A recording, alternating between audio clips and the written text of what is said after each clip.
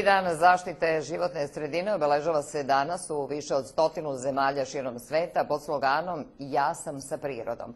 U Vojvodini je ovaj dan obeležen zajedničkom ekološkom akcijom Pokrajinskog sekretarijata za urbanizam i zaštitu životne sredine, Pokrajinskog zavoda za zaštitu prirode, Nacionalnog parka Fruška Gora i kompanije NIS.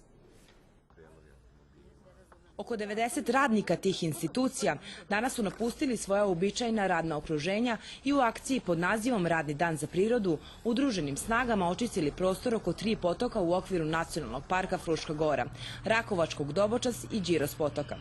Svakodnevno na Fruškoj Gori ostaje određena količina otpada i samo eto na 3 potoka koja su ovde odrađena možete da vidite da ima još otpada.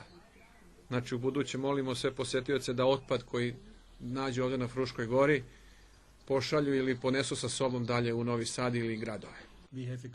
Mi kroz razne aktivnosti brinemo o prirodi. U našoj kompaniji ove godine se obeležava godina prirode, pa su ove akcije vrlo važne za nas i drago nam je što imamo priliku da učestvujemo. Odgovornije ponašanje prema prirodi glavni je cilj akcije, sa naglaskom na vodotokove koji na Fruškoj Gori predstavljaju značajne ekološke koridore i povezuju je sa Savom i Dunavom. Naš zadatak jeste da očuvamo te potoke onakvi kakvi jesu da očuvamo tokove potoka kakvi jesu. Nije samo smisao postojanja vode u njima i cirkulacije vode, nego je smisao omogućenja i očuvanja staništa, tih vodenih i vlažnih staništa, koje upravo take vrste i koriste za svoj opstanak. Svetski dan zaštite životne sredine prvi put je obeležen 1972. godine, a ovogodišnja tema je povezivanje ljudi sa prirodom.